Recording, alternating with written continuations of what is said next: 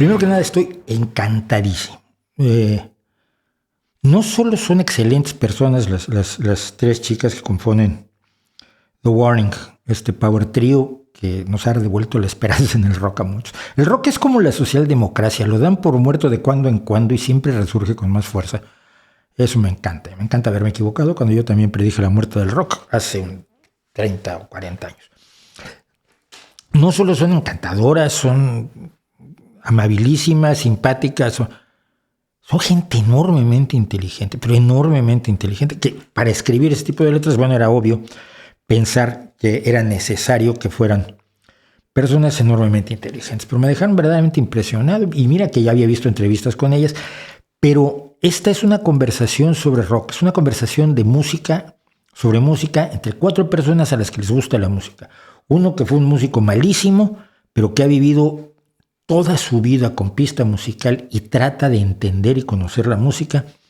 Y tres estrellas de rock que están haciendo el mejor rock que se está haciendo en este momento y que también lo analizan y lo viven y lo piensan. Entonces es una conversación, repito, no es una entrevista. Pero para los que no conocen a The Warning, porque veo que hay gente diciendo, ¿y eso qué es? Mira, te voy a explicar. The Warning son ellas. The Warning son a la izquierda está aquí Ale, en medio está Pau y a la derecha está Dani. Es un power trio de rock pesado. Yo no diría que son metal, pero mucha gente las ubica dentro del metal, pero finalmente también Led Zeppelin se negaba a que lo consideraran como parte del metal, y probablemente tenían razón. Yo siempre los he visto más progresistas, como rock progresivo que como heavy metal, pero bueno, el mundo de las clasificaciones del rock es enormemente espinoso y no me quiero meter en él. Lo importante es esto, es un enorme grupo de rock. Es un enorme grupo de rock de gente que es muy joven, y precisamente porque es muy joven, ahora que van realmente a romper, va a haber alguien que va a decir, mira, de la noche a la mañana, estas chicas han triunfado de la noche a la mañana.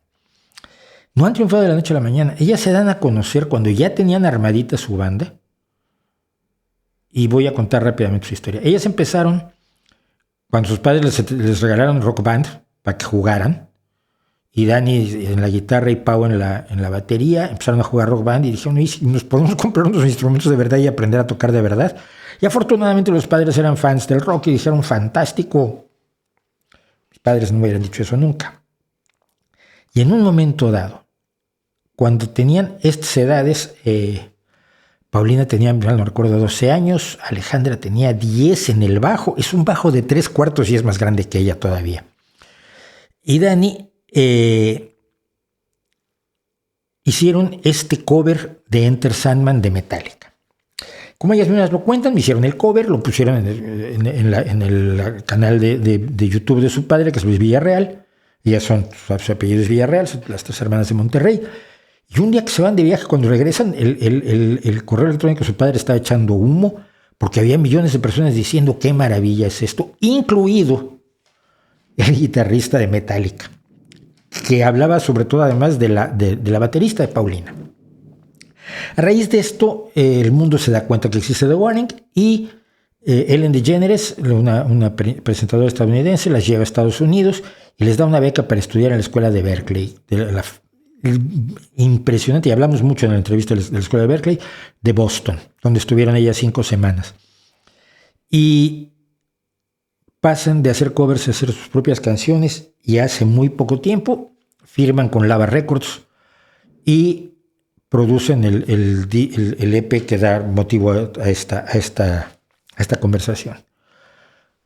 No me dio tiempo de ponerlos ahora porque lo siento, porque como les dije no me da la vida, pero en la descripción tanto de este streaming como del segmento que vamos a publicar aparte, vamos a poner los enlaces de todo lo que estamos hablando, del cover original de Enter Sandman, del cover que acaban de hacer para el Blacklist Album de Enter Sandman, de los vídeos de sus 2 álbumes anteriores, porque se autoprodujeron un EP y 2 álbumes antes de caer en manos de una disquera. Dieron 2 TED Talks antes de caer en manos de una disquera, no de caer en manos, sino establecer un contrato como ellas lo querían. Y los 2 álbumes son magníficos, 21st Century Blood y Queen of the Murder Scene, que hablamos ampliamente de ello. Entonces, Estamos hablando de un grupo que lleva 9 años por lo menos trabajando, 9 años atrás de sus instrumentos, 9 años ensayando, 9 años creando, 9 años aprendiendo el difícil oficio de ser músico. Si alguien me dice que The Warning va a ser un éxito de la noche a la mañana, yo empiezo a ahorcar gente.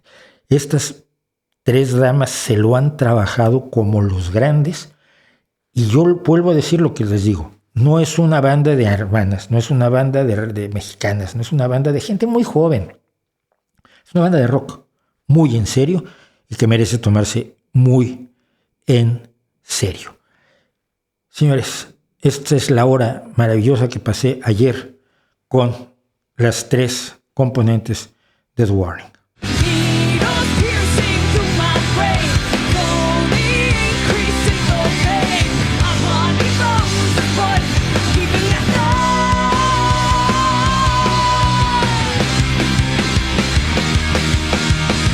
Como solemos decir por aquí, la suerte está echada en vivo y con todas las sesiones de streaming de Arriba Desnudo, y en esta ocasión estamos con Ale, con Dani y con Pau, las 3 integrantes del Power Trio The Warning. Las 3 cantan, las 3 son multiinstrumentalistas, pero sus roles principales son Ale en el bajo y coros, Dani guitarra, primera voz, y Pau batería y también primera voz y coros y lo que se vaya ofreciendo.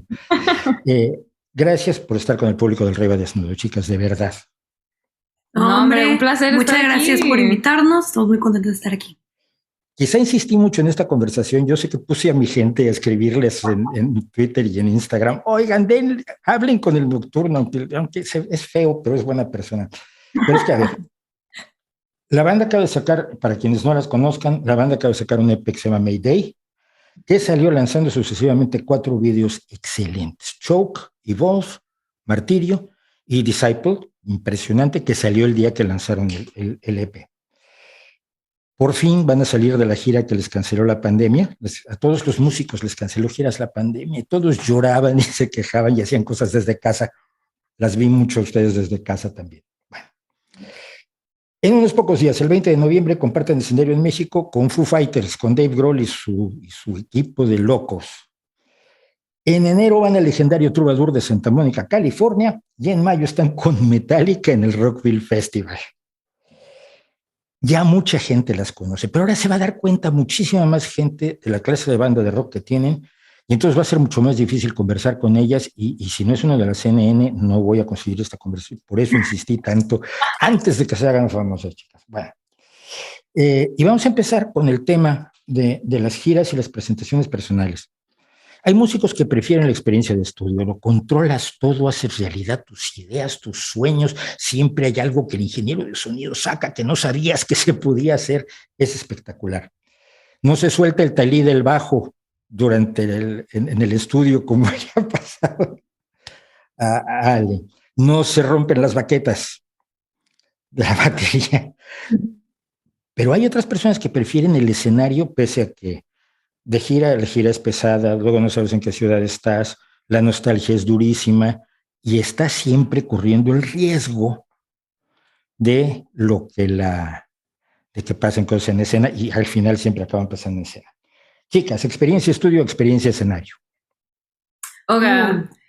Sí, como dijiste, son muy diferentes las dos. Yo en lo personal diría el escenario, me trae muchísima adrenalina, me encanta, aparte como compartir energía con la gente que nos está viendo, y también sí es como, no sé si también es porque ahorita lo extraño muchísimo, ha sido un año bastante pesado en el hecho de que pues no hemos podido ver a nadie ni estar en los escenarios, entonces ya es algo que quiero volver a hacer pronto.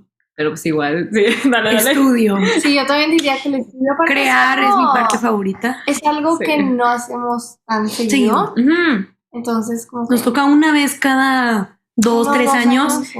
Pero ahorita está un poquito más difícil escoger porque extrañamos mucho tocar en vivo y también extraño mucho, o sea, literalmente hace un año estamos ahorita grabando Mayday en Nueva Jersey, entonces y esta experiencia en el estudio fue muy bonita. Fue muy, muy divertida. Entonces, sí, yo también extraño. Me encantan las dos versiones. Las dos, pero ya dimos la respuesta. Sí. Ok, pero a veces la producción se pasa con los filtros de Instagram. A veces la producción crea un sonido falso. Yo no dudo que habrá alguna nota que hay que ajustar un poquito cuando grabas en el estudio, pero no son las reinas del autotune, son afinadas. Yo las oigo en vivo en su casa y son afinadas. ¿Cómo evitan que se pasen con los filtros de Instagram en el estudio? Bueno, realmente haciéndolo nosotras. Sí, realmente, nada más poniendo mucha atención que podamos dar el mejor performance, que nosotros podamos, o sea, eso fue algo que nos enfocamos mucho y David insistió muchísimo. No digo que se puede editar, o sea, esto que acabas de tocar se puede editar, pero vamos a tocarlo otra vez y vamos a tocarlo otra vez hasta que salga para que se sienta más, porque se siente más humano al final de cuentas. Son las cositas chiquitas que hacen la diferencia. Y también estamos enfocadas en no hacer todo perfecto, porque la música es pues, hecha por nosotras y tocada por nosotras, y tampoco queremos que sea como todo tic, tic, tic. Sí, si queremos que todo estuviera bien, pues usa samples, me explico. Es correcto. Entonces, pero sí, también somos, perdóname, dale. muy exigentes con nosotras mismas, y sí volvíamos hasta que nos sintiéramos cómodas con lo que quedó grabado. Yo probablemente soy muy raro, pero yo amo las imperfecciones en la música. Yo amo el sonido del dedo arrastrándose en la guitarra acústica, amo el sonido de las teclas a veces en el saxofón o los llaves en la trompeta, lo que nos dice que hay seres humanos allá atrás. Ahora, era muy fácil comprarse un tecladista, un guitarrista rítmico, alguien que tocara un sax alto, pero, y esto lo decía en un tweet que estamos viendo ahora, su ingeniero de sonido estaba muy orgulloso de que todo lo que pasa en el disco, todo lo que pasa en el álbum, lo tocaron ustedes. Esto es lo que hacía Rush, y Rush decidió que nunca iba a tener una persona más en el escenario y trató de ser la orquesta sinfónica más pequeña del mundo. Yo creo que lo lograron, para mí es una de las superbandas, pero en ese sentido hay un orgullo de que todo es de ustedes, bueno, malo o magnífico. Sí, no, honestamente, nosotros súper encantadas de poder tocar todo lo que está en nuestro álbum. De hecho, sí, no sabíamos lo diferente que era esto hasta que entramos al estudio y nuestro productor David Bendis fue como que es que la gente ya no hace esto. Esto es algo verdaderamente old school. Y nosotros de que así vamos esto siempre y nos encanta. Yo creo que más que nada es porque es muy difícil de describir la manera que tú quieres que salgan las cosas, como tú te lo imaginas, como tú lo escuchas adentro. Entonces, no hay nadie que lo pueda hacer mejor que uno mismo. Que tú. Sí. Entonces, poder transmitir eso de la manera que tú quieras y que has estado pensando por años, realmente yo creo que es la manera más fácil de que las cosas terminen como las piensas. Pero piensas que luego las tienes que hacer en escena. Sí, definitivamente pasarlos en vivo es un proceso muy diferente, pero ahorita se puede. Sí. Bendita tecnología. Lo digo, Pau, por esto, porque tú comentabas sobre Disciple, los beats de batería que hiciste, pero que tenías que cantar sobre ellos. En el vídeo y en el estudio no tienes que cantar sobre ellos, tocas la batería por un lado, cantas por otro, pero estás pensando en que tienes que hacer ese lío que te armaste tú sola, esos medios tiempos que manejas constantemente, pero que los vas a tener que hacer en el escenario. Sí. De repente lo tenemos en cuenta mientras estamos componiendo, así que, híjole, tocar esto en vivo va a ser una friega, pero no sacrificas tu creación por lo que vas a batallar, si eso viene al caso, y es nada más pues, de mucha práctica. Y sí, nos terminamos odiando en el momento lo que tenemos que sacarlo, pero siempre desde que logramos sacarlo... Pau del pasado, ¿por qué hiciste eso? Pero... siempre logramos sacarlo adelante. Bueno, tienen una presencia escénica impresionante, pero a mí una cosa que me preocupa también de la presencia escénica en ocasiones es la teatralidad. Es decir, cuando hay falsedad en el escenario se nota muchísimo. Creo que en ustedes no lo hay.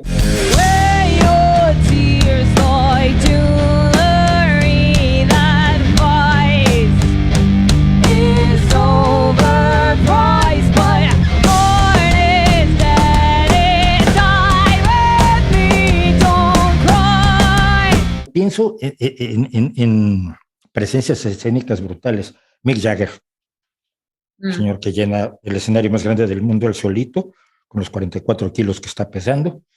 Florence Welch de Florence and the Machine, no sé si la conocen, es verdaderamente un torbellino, pero hay gente que no hace tanto, pero transmite una enorme pasión por lo que está haciendo. Y en el juego de las voces, por ejemplo, alguien con quien me han comparado mucho, y creo que tienen razón, a Dani es con Dee Snider, de Twisted Sister. No por todo el teatro que hacía él, sino por la enorme capacidad de transmisión que tiene Dee Snider. No sé si han visto un video que hizo de We're Not Gonna Take It solo con piano, para una cosa contra el cáncer de mama, precisamente. Y entonces está en un desierto, él solo con un pianista, cantando una versión muy bajita de We're Not Gonna Take It, sin nada del show al que nos tiene acostumbrados, y es la pasión la que lanza. ¿Ustedes cómo preparan su escena o no la preparan, su escenario? No, definitivamente ensayamos mucho, y yo creo que también hay hasta cierto punto donde puedes ensayar lo que vas a hacer o cómo vas a hacerlo. Tenemos un espejo en nuestro cuarto de ensayo para ver cómo nos está viendo la gente, ¿no? Y qué podríamos cambiar, mejorar, etcétera. Pero todas esas cosas salen muy naturalmente. Es nada más ir viendo. Sí. Aparte también tienes que más o menos calcular el cansancio. Sí, y la cantidad de energía que vas a gastar. Eso es lo que más ensaya, pero yo creo que al momento que a veces todo se va a la fregada cuando estás tocando en vivo, porque traes tanta adrenalina y es tanta emoción que a veces... Es lo que iba a decir, que ya llegando al escenario todo eso se olvida y estás concentrado totalmente en el momento y nada más esperas que tu cuerpo se acuerde de cómo hacer todas esas cosas y también lo que llame el momento. Claro. La parte espontánea que es sin la cual yo no lo creo, ¿no? O sea, no me creo al artista en el escenario. Yo tengo un hijo de 12 años que estoy empezando a introducirlo en las maravillas del rock, porque claro, ya sabrán por dónde van, ¿no? Pero Omar les pregunta, porque le extraña esto, no se cansan, vas a hacer lo mismo un montón de veces, ensayas un montón de veces, te tiras los platos a la cabeza a veces en los ensayos. A ver, yo soy un pésimo músico, pero tuve mi banda y ensayábamos y a veces acababas tirándote las cosas encima. No te cansas, no dices en un momento dado, bueno, ya no, vamos a dedicarnos a otra cosa. Definitivamente. Claro que te cansas. Sí. Como con cualquier otra cosa, tipo, para unos es el colegio, tipo los estudios, para otra gente ya es de que el trabajo, pero entonces es igual. Hay aspectos que te gustan y no te gustan y cosas que a veces te dan flojera, especialmente cuando las haces por tanto tiempo y todos los días, pero sin la disciplina no se puede hacer lo que hacemos. Es correcto. Pero cae todo. Igual nos encanta, aunque sean de que diferentes shows, digo, la preparación dentro de un cuarto de ensayo sí es un poco más tediosa, pero a la hora de hacer el mismo show por diferentes partes cada vez siempre se disfruta de manera diferente dependiendo del lugar que estés, siempre es gente diferente, escenarios diferentes, energía diferente. Y que no puedes disfrutar si no le metiste todo ese tiempo a ensayo, porque si ya te despreocupas. Si no te tienes que estar concentrando demasiado en lo que estás tocando. Es correcto. Entonces es necesario, pero sí es tedioso a veces. La regla que se les ve a ustedes a lo largo de todos estos años es trabajo, talento y tenacidad. O sea, meterle tiempo a las cosas, porque el tiempo es el que te va enseñando dónde vas mal por mucho. Es más fácil no tener talento y más o menos ser un músico pasable que no dedicar las horas que no se ven. Y esto lo mencionabas tú, todo el trabajo que no se ve en el escenario o que no escucha la gente cuando escucha el álbum, pero que está allí y sin el cual probablemente no habría transmisión, no habría conexión, ¿no? Correcto. Bueno, vamos al proceso más raro. Ustedes empiezan con covers. No he contado la historia de ustedes, pero la voy a contar antes de que esta entrevista para la gente que no las conoce, porque está muy contada. Pero de una cosa sí les quiero contar. Pero bueno, Dani me contaba algo de Disciple, que la línea melódica del coro se le ocurrió a Pau en un supermercado en Canadá. Yo he estado en supermercados en Canadá y a mí no se me ocurren líneas melódicas. Quizás es porque estoy en el supermercado incorrecto. No he tenido esa experiencia, pero ¿cómo pasa The Warning de esa idea, oye, se me ocurrió esto, a el concepto, la letra, toda la música que se acaba reuniendo en Disciple, por poner un ejemplo. Con Disciple fue un caso muy diferente, porque era una canción que yo tenía en el piano y tenía toda la melodía, la letra estaba diferente. Y en Canadá... los versos, ¿no? Los coros los hicimos juntas, ¿me acuerdo? Pero fue antes de irnos a Canadá. Lo trabajamos nosotras, los coros, pero lo demás ya lo tenía ahí. Y después en Canadá, lo que yo estaba haciendo todas las noches, yo batallé mucho en quedarme dormida. Duermo súper mal. Pero entonces cuando no me estoy pudiendo quedar dormida, me pongo a componer. Que a veces no está tan padre porque después te quieres parar para grabar algo y no puedes, compartimos cuarto. Pero bueno, eso es lo que yo hacía era con Disciple. Me empezaba a imaginar la instrumentación y lo que más o menos a dónde quería que se fuera la canción. Y eso fue en donde le expliqué todo a Dani en el supermercado de que, hey, esto es lo que estaba planeando, dime qué onda. Entonces ya cuando llegamos, nos pusimos a trabajar en la instrumentación, en cambiar la letra para que quedara en el concepto. Me acuerdo que se me quedó pegado el en Canadá. Era lo que contabas. Varía muchísimo de canción a canción. A veces tienes toda la melodía, a veces tienes toda la letra, a veces tienes nada más instrumentación. O sea, y luego llegas a retos diferentes a la hora de poner la instrumentación porque tienes que encontrar la manera de coexistir con esa melodía que ya te gustó sin de que... sí. Yo tengo una maña de hacer melodías de versos muy ocupadas, o sea, que están pasando muchas cosas.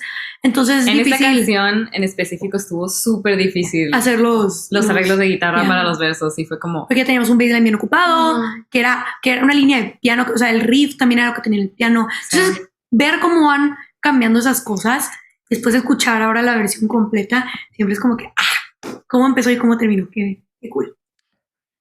Vamos a la letra, porque yo soy muy de letras, puedes tener música maravillosa, pero una letra mala lo mata. Es un problema que tuve en el rock mexicano siempre. Tenemos los mejores instrumentistas del mundo. He oído gente espectacular. Salvador Martínez, por ejemplo, no sé si alguna vez lo ha oído Ale, que era el bajista de Love Army, por ejemplo, allá en la prehistoria, cuando yo tenía la edad de Ale, precisamente. Pues 16 años yo ya Love Army, veías a Salvador Martínez y decías, es absolutamente increíble lo que hace con un bajo. Pero si las letras fallan, a mí se me cae todo. Y en México ha habido Real de 14, Jaime López, todos los Rupestres, esta gente que supo manejar las letras, pero en general tenemos una deficiencia. Y ustedes entran a letras que son duras, entran a temáticas violentas. Entonces voy a hacer un ejercicio, a ver si entendí Disciple. Ustedes me van diciendo si lo entiendo o no lo entiendo. Es un diálogo entre dos personajes. ¿Voy bien? Sí. Dani es el dictador, el personaje gurú, el personaje controlador. Y Pau hace el personaje que está aprendiendo a ser como el líder. Es verdad. Depende de qué parte, pero sí. Sí. Para controlar esas masas de mascarilla que tienen allí, a quienes les están contando una historia de ustedes hagan la revolución, total. No pasa nada. ¿Voy bien? Sí. Pues qué heavy canción, chicas. No. Es que es tremenda. Y el final es espectacular al meterte en el espacio de tu ignorancia, porque finalmente es de lo que se están aprovechando los dos personajes de la gente a la que tienen ahí. La letra me parece espectacular, la letra me parece durísima. ¿Por qué letras tan duras siempre? No hay maripositas, no hay princesas Disney, no hay amores de esos de correr por la playa. Es correcto. No. Bueno, nosotros realmente escribimos sobre las cosas que nos interesan, sobre las cosas que nos nacen. Ese es un tema que nos interesa, a lo que vemos todos los días. Yo en ese tiempo me puse a ver documentales y ese tipo de cosas. Entonces me nació hablar sobre este tema que a mí me apasiona. Entonces yo creo que con todos nuestros temas es así. Con Queen of the Mercy, en es otro caso, era contar una novela. Venga. Entonces realmente depende mucho de lo que quieras sentarte a hacer. Porque a veces no se te antoja hablar de tus experiencias, de tus sentimientos, a veces sí. Pero al momento que mínimo yo, no sé, como dijo Ale, pero yo al componer me gusta, o hablar de temas que a mí me gustan, hacer personajes y hablar sobre esos personajes y sus experiencias, o hablar sobre mis sentimientos, pero es mi manera de desahogarme. Sí, no me necesito desahogar de mis sentimientos positivos porque los puedo transmitir muy bien en mi día a día, pero mis emociones un poquito más pesadas, ahí es donde yo las puedo sacar saludablemente. Y también yo creo que el hecho de componer también viene mucho a lo que necesitemos nosotras no componemos necesitamos más canciones para el disco, tenemos que, lo hacemos definitivamente Pablo hace mucho más que haré yo. Pero sí, yo cuando me encuentro componiendo es una necesidad de expresar algo y lo hago en ese momento por mí mismo y eso es algo que me gusta crecer y compartir con los demás. Queen of the Murder Scene era un concepto, era un álbum concepto oscurísimo. Yo pensé siempre en otros dos álbumes concepto oscurísimos que son el Aqualung de Jethro Tull, que es, absolutamente para suicidarse, acabas de oírlo, y The Wall de Pink Floyd. Pero en 21st Century Blood y ahora en la mitad del álbum que nos han dejado escuchar en Mayday, se nota que no hay canciones de relleno. No hay esas canciones de nos falta una canción, vamos a hacerla en 20 minutos. Pero que se hace, que muchos grupos lo hacen, que muchas bandas, oye, tenemos que invéntate algo rápido para rellenar ahí el que está en medio de los dos singles, ahí vamos a meter algo que dure 3 minutos. Y eso me llama y me gusta mucho la atención. Una pregunta sobre Z. ¿Z es la generación Z? Sí. Ya. Hay referentes que a mí me asombra que tengan, si es correcto. Por ejemplo, el Kool-Aid se refiere al caso de Jonestown, al suicidio masivo con un gurú, precisamente como el que podrías estar interpretando en Disciple. Y Eat the Tide se refiere a la modita de comer Tide Pods. Sí. El rock contó la historia de mi generación. Y fuimos una generación. Yo nací el año que nació el rock, el año que le pusieron nombre a esta cosa. Con toda la generación siguiente, con toda la generación del grunge, con toda la generación del punk, con toda la generación X y a los millennials. Y ahora ustedes están contando las historias de la generación Z. ¿Lo asumen como responsabilidad o simplemente es así? Yo creo que simplemente expresar nuestra juventud, que es algo que no hemos hecho mucho, pero siento que la generación Z, o sea, nuestra generación, crecimos en un ambiente tan diferente. Un cambio impresionante esto con la tecnología y crecer ya conectados desde el principio con todo el mundo y compartir cultura con todo el mundo y una cultura tan especial nada más entre nuestra generación.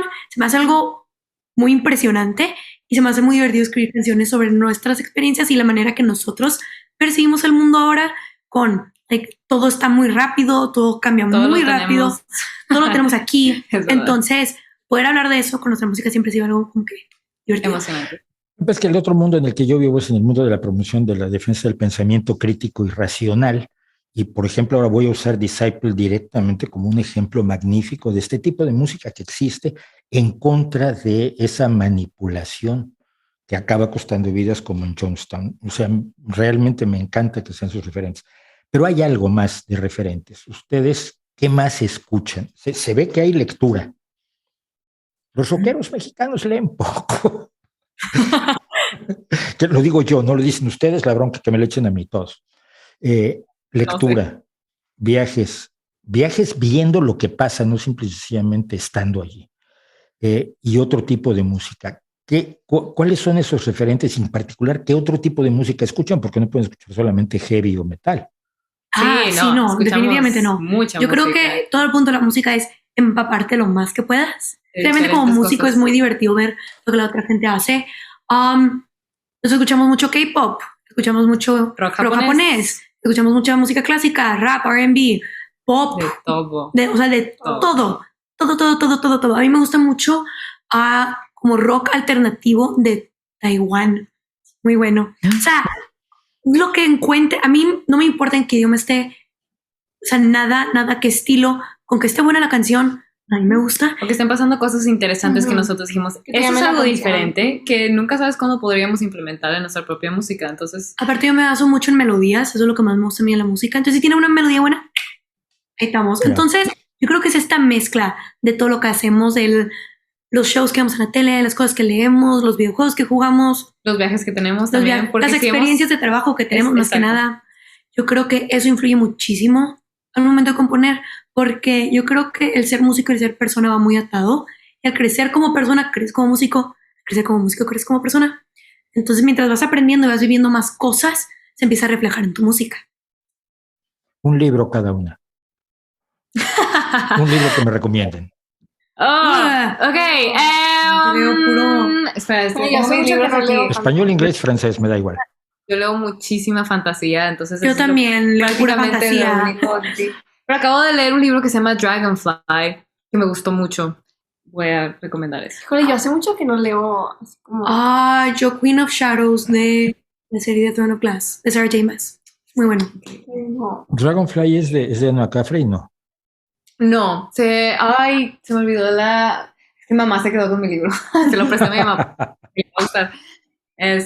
No, es por una chava que se llama empieza con M. Tú. No sé. Vale. No. Dragonfly. Date. Tú puedes. Uno.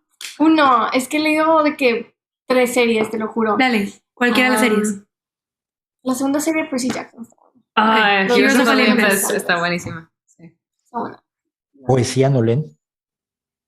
Yo sí. Todos los días. también. Acabo de terminar una serie y ya estoy empezando otra. Leo muchos cómics ahora, más que Sí. libros, pero leo. También leo muchos cómics.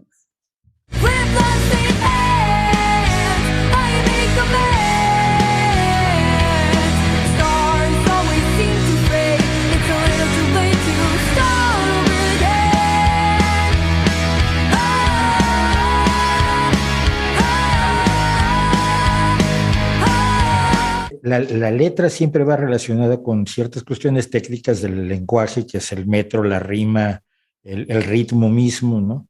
Yo estoy cansado de las canciones que dicen cuánto te quiero, mi amor, porque el acento de la música me pedía el acento en la A, porque no Eso sé siempre si está bien complicado. Sí, está Me causa bien un complicado. dolor de cabeza, especialmente al componer en español. Eso siempre es una friega. Una friega. Dicen que es porque el inglés es pentasilábico y el español es octosilábico y nos meten más líos al hacer rock. Pero impresionante. Bueno, antes de ir más allá, de ir al nuevo disco, que me interesa mucho hablar de él, quiero hablar de Enter Sandman, parte 1, pero sobre todo parte 2. Yo vi el video de Enter Sandman cuando salió. Uh-huh. Y yo ya no era un niño, yo ya tenía 2 hijas, era un señor que vivía en Querétaro. Así que para mí es una canción constante en nuestras vidas. Cuando vi el arreglo que hicieron para el Blacklist Album, el primer paralelo en el que pensé es en All Along the Watchtower de Jimi Hendrix. No sé si la conocen. Okay. Lo que hizo Jimi Hendrix fue tomar una canción de Bob Dylan, buenísima como todas las de Bob Dylan, pero con las limitaciones que tiene Bob Dylan. Ya las escribe encima, no puede hacer mucho más con ellas, y convertirla en propia. Y la gente... Tú ves All Along the Watchtower y muchos te dicen canción de Jimi Hendrix. Pues no, es canción de Bob Dylan, pero Jimi Hendrix la hizo propia, hizo probablemente la mejor versión del mundo porque no es un cover. Ya me pasó lo mismo con ustedes. En el arreglo, yo sé que mete en mano el productor, el ingeniero de sonido, alguien que esté de visita en el estudio, un amigo músico con el que hablaron, que se le ocurrió algo. Es decir, así se crean los arreglos. Pero la base del arreglo, ¿de dónde salió? Ustedes habían hecho el Enter Sandman cuadradito cuando eran pequeñitas y ahora las llaman para hacer Enter Sandman para el Blacklist Album. Ok, si no, cuando recibimos la noticia para empezar estábamos súper emocionadas y también viendo cómo tomar este reto, porque igual si no era una canción solo que íbamos a hacer con nuestro sonido, sino también agregando a Alessia Cara. Y también... Obviamente, Enter Sandman siendo una canción tan icónica, manteniendo esa esencia pura de lo que es la canción de Metallica. Entonces sí, estábamos pensando cómo hacer esto. Y sí fue algo también más difícil, porque como Enter Sandman es una canción de rock y nosotros somos una banda de rock, normalmente pues todos los otros artistas siendo de un género diferente o algo muy drástico a lo que es originalmente, pues es mucho más como fácil hacer algo diferente que no se escuche. Igual. Entonces nosotros sabemos que cómo vamos a hacer esto sin cometer sacrilegio a la canción y que como quiera sea reconocible como Enter Sandman y que tenga nuestro toque y el de Alessia Cara. Entonces ya así como que wow. Entonces lo que nosotros hicimos fue, le hablamos a nuestro maestro Pablo González. Sí. Y fue que, hey Pablo, ¿nos quieres venir a ayudar tantito con esto? Porfa, porque tenemos que empezar y no tenemos tiempo, tenemos 10 días para hacer toda esta versión y ya nos tenemos que poner a trabajar. Entonces vino Pablo y nos pusimos a trabajar, especialmente en el principio. Sabíamos que queríamos empezar con el final de la canción original. Ajá. Queríamos empezar con eso. Es brillante eso. Es que es una melodía. Otra vez, nosotras nos basamos en melodías. Eso es lo que a mí me encanta la música. Entonces, se me hace una muy buena melodía. Take my hand. Entonces fue que vamos a usar esa más, que no sé qué nada más al final. Entonces lo usamos bastante. Para el principio. Lo usamos para el principio y empezamos a hacer esta nueva versión del riff. Yo estaba en el piano, Pablo estaba en la guitarra, Ani estaba en otra guitarra. Estábamos los 4 ahí nada más tratando de hacer el principio y ahí es donde salió el principio. El riff que se escucha como Enter Sandman. O sea, no lo escuchas y dices Enter Sandman. Enter Sandman, pero no es el riff. No es. Ajá. Pero no es. Entonces de ahí nos empezamos a avanzar y sabíamos que queríamos una versión un poquito más laid back, en donde empiezara a crecer. Ajá, y que empezara más quedito para que eso sea como el espacio de Alesia, que sea un poquito más ligero y su voz estuviera ahí y se sintiera cómoda para empezar a crecer junto con Alesia durante la canción. Entonces ese fue más o menos el plan. Sí. Y después de eso llegó nuestro productor Matt Squire de Estados Unidos, que pudo viajar de un día a otro. Le dijimos de que es nuestro productor, vámonos. Y empezamos a trabajar ya más en la estructura de la canción y ahí fue donde decidimos de que pues vamos a cambiar todos los acordes. Decidimos no modular, cambiamos toda la estructura de los acordes y básicamente la mentalidad fue: está bien difícil hacer una canción de rock a otra versión de rock. Entonces hay que hacer esta canción de rock pesado a pop y esa canción de pop a rock. Esa fue la mentalidad. Entonces cambiamos todos los acordes, lo dejamos, no modulamos, cambiamos algunas melodías, agregamos algunas melodías. Y aparece entonces estamos de que no sé si estamos tomando muchos riesgos, pero se escucha bien, entonces adelante. Y arriba de eso pusimos una canción pesada. Yo veo a mucha gente que hace reacciones, sobre todo reacciones a ustedes, los que hacen la primera reacción. Me recomendaron a The Warning y son que empiezan con esta condescendencia despreciable y después de 4 o 5 compases están como, ¿y esto qué es? Me encanta. De toda la gente que he visto reaccionar a Enter Sandman, solo a unos no les gustó y creo que no lo entendieron directamente.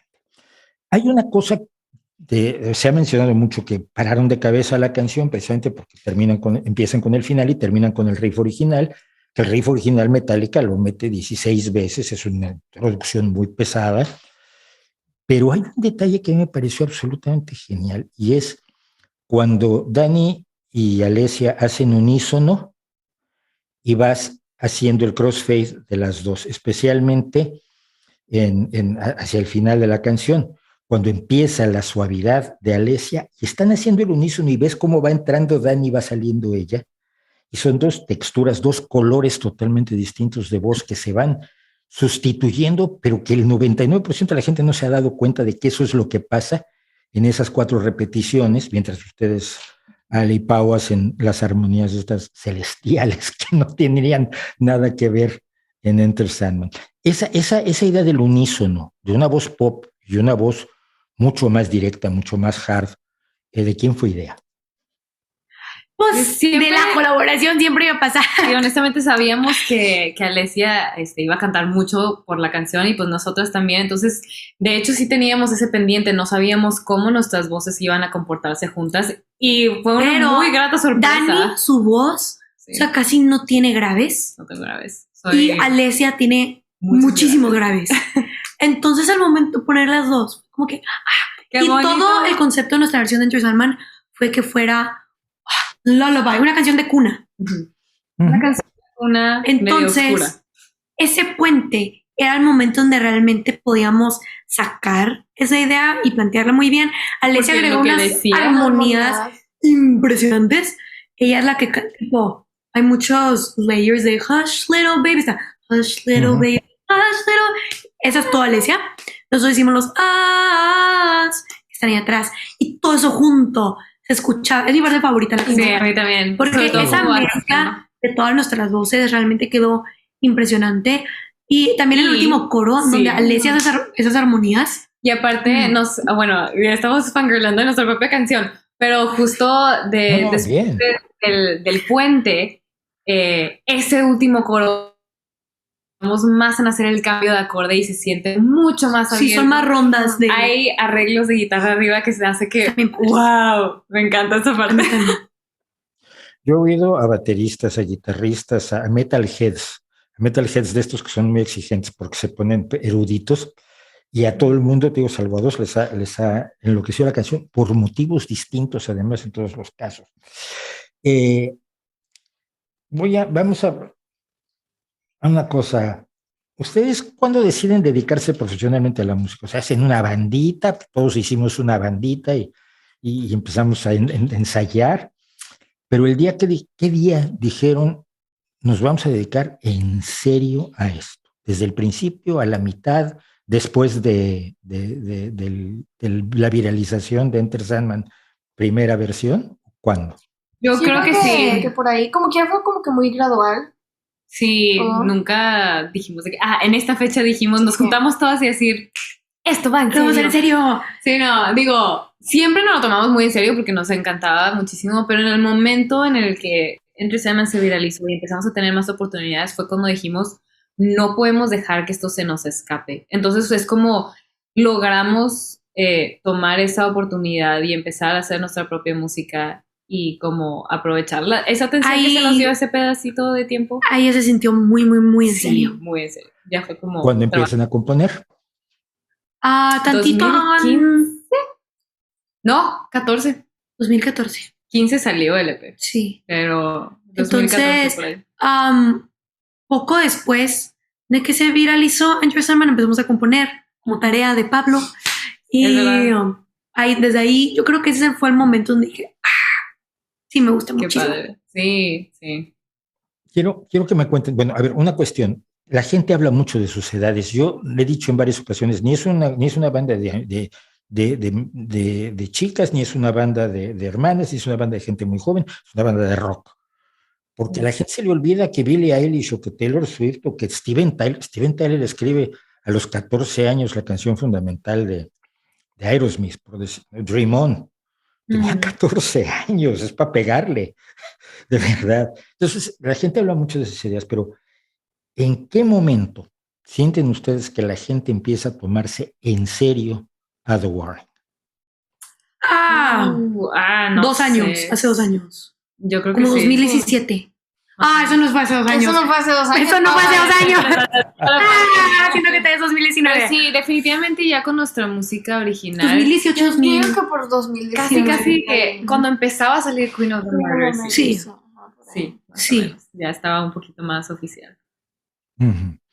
Porque mucha gente van a tener que aprender a tomarlas en serio, pero siento que ha sido un trabajo difícil, por mucho que han tenido el apoyo de la familia y demás, no es fácil. Oye uno cosas que son, es que son muy monas. Bueno, sí, son muy guapas, chico, pero no es el tema. Y tarda la gente en darse cuenta que no es el tema, que es como otra cosa. Pero siento que la gente las va a tener que tomar en serio por la calidad de la música.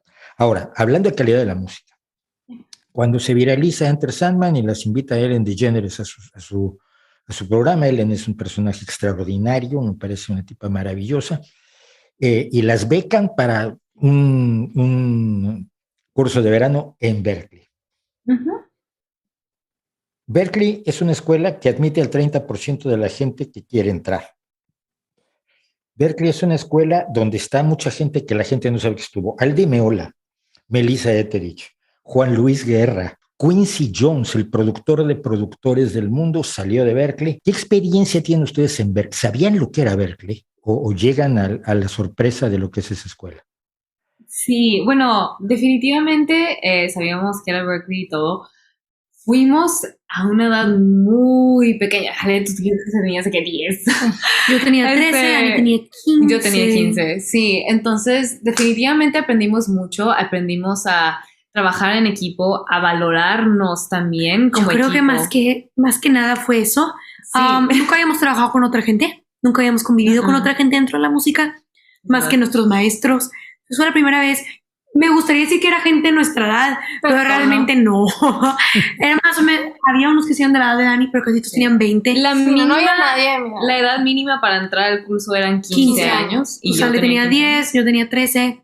Entonces Fuimos realmente excepciones. fue muy diferente. Yo creo que aprendimos mucho a hablar con otra gente, aparte también el inglés, ir practicando toda esa comunicación creativa, algo muy nuevo, y escuchar tantas diferentes perspectivas en lo que puede ser una misma canción o lo que puede transmitir o ser la música. Y fue muy también interesante. nos sorprendimos de cosas que también enseñaban, que nosotros como que me acuerdo demasiado cuando estábamos sacando una canción y el maestro de que, bueno, en el metrónomo, y nosotros de que ya con nuestro metrónomo así En la mano. de que, wow, porque normalmente no se tocaba, no sé si... Había nosotros estamos muy acostumbrados a tocar con metrónomo. Sí, había muchas cosas que me sacaban mucho de onda, como tipo cosas que no, como El Movable Dough. Movable Dough fue lo que No, más me chocó. Eso no viene al caso. Eso lo, O sea, vino al caso, pero o sea, no. si es que nosotros le decimos do, re, mi, fa, sol, la, si, do, las notas, allá le dicen A, B, C, D, E. Sí, entonces para ellos do, re, mi, fa, sol, la, si, do, depende.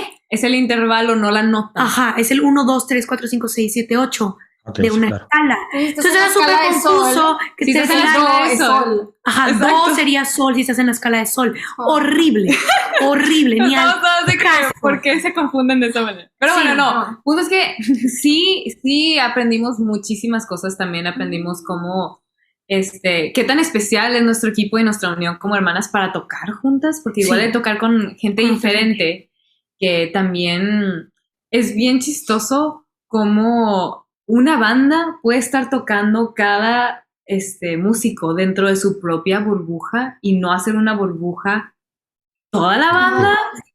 Estaba bien curioso. Se siente Nunca bien nos diferente. había visto de que pasara eso, porque nosotros siempre como que tocamos, enfocándonos en lo que estamos haciendo, pero como juntas. Yo creo que sí, no, al caso. Yo lo que más me acuerdo de Berkeley fue la primera vez que lloré con una canción, pero una canción que no dice nada, o sea, no tiene letra, no tiene melodía, eran puros maestros, eran 3 maestros que nos tocó en nuestra primera Claro. semana, que nos invitaron a su ensayo y los vimos ya tocar. me acordé. Empecé a llorar, horrible, Sí, pero eso estuvo increíble. que- tocaban tocaban. impresionante. Ah, Wow. wow. Eso me acuerdo de Sí, también. Era Colin, ¿verdad? Sí. Pues es que la escuela de Berkeley es legendaria, pero a mí me impresiona la cantidad de gente que sale de allí, ¿no? Porque no es precisamente un conservatorio, es de música popular. Yo conozco gente del folk y del blues y demás que sale de allí. Y siempre me encantó la idea de que ustedes hubieran estado allí. El videoblog que le hicieron a Ellen es de lo más divertido del mundo, además.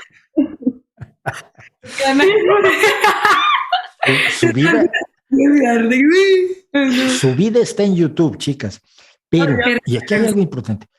¿En qué medida tienen ustedes, cada una de ustedes o las 3 como banda, una doble vida?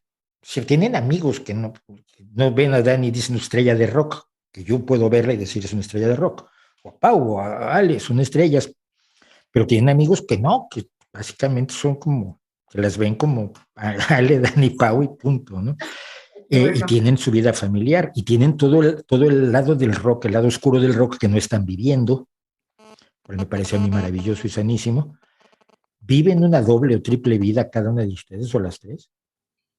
Mira, es depende que de cómo lo no veas y sí. cómo lo pongas. No lo describiría así, porque en cada aspecto de nuestra vida, aunque sí es diferente, somos 100% Somos las mismas nosotras. personas reaccionando a diferentes situaciones. Y pues una no persona tenemos que va a la ser falsas. oficina no se comporta de la misma manera con la gente con la que trabaja, su jefe, que con sus amigos y sus hermanos y su familia. Entonces realmente depende mucho en dónde estemos, pero sí está un poco chistoso a veces, especialmente con amigos, porque nuestra familia está muy acostumbrada, hemos estado haciendo esto por muchísimo tiempo juntos, pero con nuestros amigos, cuando nos ven como trabajando, cuando hacemos los days, cuando hacemos stories, cuando tocamos en vivo y están ahí, se siente bien raro como esa conexión de estos dos mundos que a veces traes separado. Sí. Pero y aparte en el escenario es un cambio bastante drástico, porque aparte estás interpretando las canciones, estamos con toda la energía del rock and roll, entonces sí es como... Sí,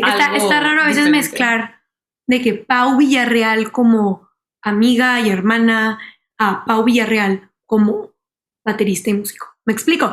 Pero a veces pasa y nada más Sí. está como curioso, pero llevamos haciendo esto por tanto tiempo que ya se vuelve mucho más fácil. Esto se me ocurrió porque la experiencia de ver grabar los coros de Disciple a un narval es algo que que me va a costar trabajo sacarlo de la cabeza. Luego vi todo el vídeo de... A ver,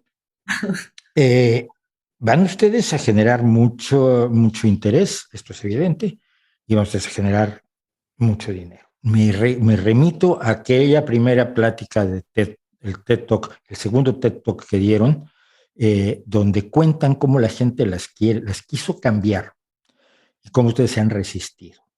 Era muy fácil. A ver, tienes 3 chicas monas que hacen música. Yo conozco productores que pueden hacer un destrozo horrendo allí, ganar un montón de dinero, eso sí, pero hacer un genuino destrozo. Ahora están ustedes con una cosa muy seria, que es Lava Records, que pertenece a Republic, que pertenece a, no me acuerdo quién. Universal. A Universal, o sea, estamos hablando de las ligas mayores. Oí al presidente y director general de Lava Records hablar sobre ustedes y sobre su genuinidad. ¿Podrán cuidar eso que son, que es lo que ha hecho que seamos fans muchos y que para mí en particular son la banda que me ha hecho volver a creer, a entusiasmarme con el rock? ¿Pueden conservarlo? Definitivamente. Está en nuestro contrato que está conservado, me explico. Realmente nuestra visión creativa y la manera en la que nosotros nos expresamos y nos queremos seguir expresando por todo ese tiempo está protegido. O sea, nosotros peleamos muchísimo por tener este poder creativo y nuestro equipo realmente nos respeta muchísimo. Estamos muy felices de haber encontrado a Lava Records y de haber sido tan compatibles en ese aspecto, porque ellos también pudieron, aparte de ser un sello disquero, pudieron como que ver aparte del lado del artista. Del artista, exacto. Sí, fue como que respetar demasiado lo que ya vieron que definitivamente estaba funcionando, porque como conocimos a Jason Flom, que es el director de Lava Records, fue en uno de nuestros 2 shows que fue totalmente sold out en Nueva York. Entonces, como sí se sorprendió que de dónde salió esto. Entonces sí, fue como que sí tuvimos una conversación y entró en los contratos de que, por favor, lo único es que sí vamos a pelear por lo que nosotros queremos hacer y nuestra visión creativos musical. Y al final de cuentas estuvimos 7 meses negociando nuestro contrato y hemos tenido otras ofertas. No se los hicimos fácil. Entonces, realmente, nosotros hacemos esto para expresarnos y para compartir nuestra música y nuestra visión. Ahorita nada más firmamos este contrato con esta disquera, con este equipo que nos va a ayudar a impulsar nuestra misma visión creativa, nuestra misma expresión, pero ahora a un nivel mundial. Entenderán el miedo porque las historias de horror de grupos firmando con disqueras a lo largo de la historia del género y de los demás géneros, pero especialmente del rock, cuando alguien ve un gran negocio y el músico está viviendo en su pequeño mundo, tenemos historias de horror de gente que no murió sin un céntimo después de generarle millones a un montón de gente, y es parte pues del folclore del rock. Pero ¿cuánto tiempo entonces se están planteando ustedes hacer esto? Ay, pues lo más que se pueda. Sí, ojalá. Hasta nosotras puestísimas. Y yo creo que el goal es poder seguir compartiendo nuestra música, seguir haciéndola, seguir tocando en vivo. En el momento que nosotros digamos, digo que me quiero tomar este año. Por llegar a ese punto, digo que me quiero tomar este año para además sentarnos a componer todo un año. Hacer nada más que componer relajadamente. Y aparte, yo creo que una de las partes más especiales de la industria de la música es no solo la música en sí, pero las conexiones que puedes llegar a hacer. Yo tengo tan cercano a mi corazón con toda la gente con la que puedo hablar de música y todos nuestros colegas con los que hemos trabajado. Nuestros maestros, nuestro equipo. Es tan bonito tener esa conexión de lo que hacemos y el amor que le tenemos a lo que hacemos, que toda esa comunidad también es. Ojalá podamos hacer esto con toda esa gente por mucho tiempo. Como parte del equipo, yo no sé quién concibe los vídeos, si ustedes participan en las ideas de los vídeos, pero desde 21st Century Blood, desde que fue el primer vídeo de ustedes que yo vi, cuando en ese año declaré que uno de mis 20 álbumes favoritos era 21st Century Blood, los conceptos son nuevamente oscuros, pesados, pero con una realización, con una visión cinematográfica que me llama mucho la atención. Incluso en Choke y Evolve, que están ustedes solas a cuadro, sobre todo en Evolve están solas a cuadro todo el tiempo, pero hay un concepto cinematográfico, un concepto visual. ¿Ustedes influyen o tienen alguien que dice, tengo esta idea y ustedes dicen genial? Un poco las dos. Un poco las dos, En algunos videos nosotros tenemos ideas más fuertes, tipo el martirio. Nosotros teníamos una idea muy fuerte de lo que queríamos que fuera. Pero también todo nuestro equipo, Rudy también participa mucho, y también con la gente con la que hemos estado trabajando, Gabo, que hizo Choke y Disciple. Y con la gente que trabajamos para Martirio, entre Sandman y Bob. O sea, realmente depende mucho con el equipo con el que estamos trabajando, pero es un flujo de ideas muy... Sí, entre las dos partes. Nosotros sí tenemos muchos que decir y ellos también tienen mucho que decir, porque igual nosotros del lado cinematográfico no sabemos mucho. Nosotros solo queremos que nos... Que se vea así. Sí. Que ok. Pero han sido procesos muy lindos. Sí. Excelente principio. Tiene una base de fans interesante, considerando que hay niños muy jóvenes que los ve uno cuando hacen los covers ustedes enseñan lo que hacen. Esto me llama mucho la atención. Entonces, es que yo toco la guitarra así. Y luego tienes niños de 10 años haciéndolo en YouTube. Ay, mira, un cover de The Warning. O sea, hasta un señor, pues ya un poco pasado de vueltas como soy yo, tiene una base de fans muy grande. ¿Qué relación personal tienen ustedes con este fenómeno de hay gente que me mira y dice que soy tan guay, tan maravillosa, tan estrella de rock? Sí, yo creo que se toma un poquito en acostumbrarse, y aún así yo creo que siempre me saca de onda. Sí, me va a impresionar, pero se siente muy, muy bonito poder hacer eso para otra persona. O sea, no necesariamente por nosotros, sino con la música. Ajá. Sí, eso es a lo que me refiero. Poder compartir tu música, que alguien la escuche y se inspire a hacer algo. Nos llegan muchos mensajes de que empecé a tocar otra vez la batería, o empecé a tocar el bajo porque las vi a ustedes. Ese tipo de comentarios realmente se siente muy bonito, porque así nosotros vimos a otros artistas y nos inspiran de la misma manera. Conocemos ese sentimiento. Y poder hacer eso con nuestras creaciones, que realmente nos hacemos para hacerlo nosotras y que la gente la pueda disfrutar, es algo impresionante, que a veces se te olvida que tienes como ese poder, esa responsabilidad con tu música. Es muy impresionante, pero siempre ver ese apoyo que tenemos de tantas personas de diferentes partes del mundo, diferentes edades, nos motiva mucho, es muy inspirador. El poder de la música. Yo siempre que pienso en el poder de la música pienso en Freddie Mercury haciendo Radio Gaga en Live Aid. Sí. Poder mover a toda esa gente sin decirle lo que tiene que hacer y que lo haga es la conexión real del artista con una masa donde todos son personas, pero al fin y al cabo desde el escenario ninguno se ve como persona. Rápidamente, las tres. Ale, tres bajistas que te gusten. Jaco Pastorius, Jaco Pastorius, bueno. Mi compadre Jaco. Diría Brenda Martin de Eruca Sativa, y pues Pablo González, que pues es mi maestro y que toca increíble, entonces me inspira. Dani, tres front people. Front people, ay, esto de que listo con los guitarristas. Front people, ok. Wow. Voy a decir Lizzie Hale de Hailstorm. Wow, es que sí, Freddie Mercury ahorita me lo quedé en wow, es icónico, sí. Y probablemente voy a decir también, dame un segundo.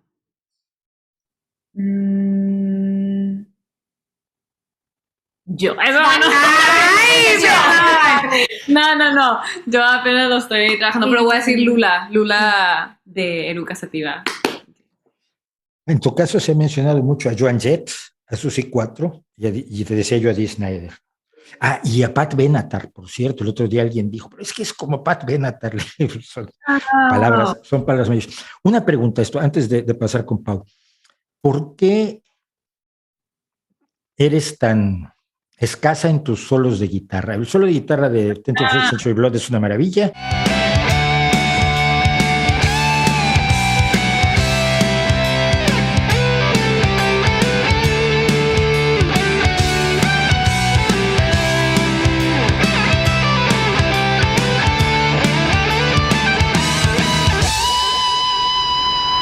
El de Z es excelente, me encantó el solo de guitarra, pero no están los solos de guitarra en todas las canciones, cosa que no es crítica. A veces creo que el guitarrista quiere estar cuando no tenía que estar directamente. ¿Cómo conceptúas tú ese asunto? Porque hubo gente que me dijo, pero Kenny Wolf, ¿por qué no hay solo de guitarra? Bueno, porque Dani no lo quiso hacer, pero que nos explique.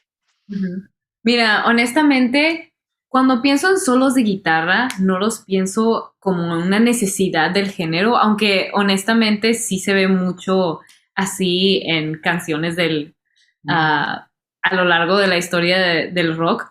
Pero yo honestamente me voy con lo que la canción está pidiendo.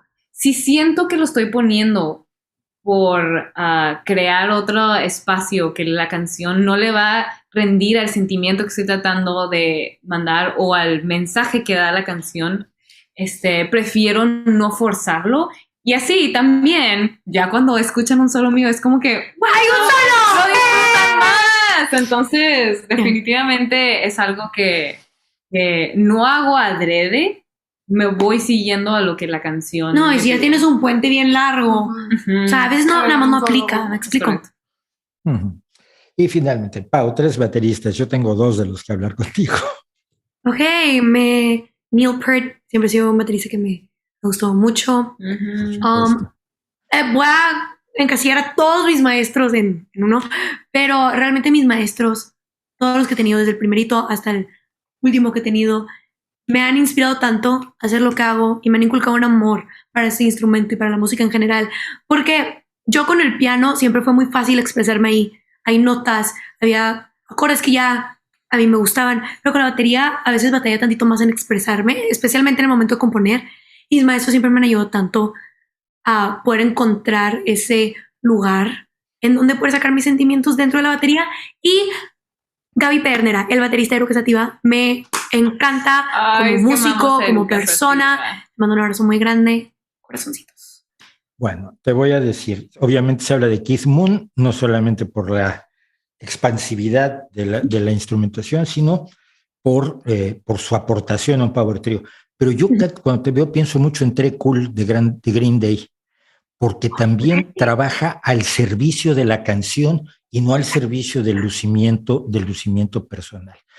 Chicas, muchísimas gracias. Ha sido fascinante, me encanta, me parecen deliciosas las 3 y soy su fan y voy a seguir siendo su fan y espero el álbum con muchísimo gusto y espero que cuando sean muy famosas podamos volver a tener una conversación para mi público, no para mí. Ojalá.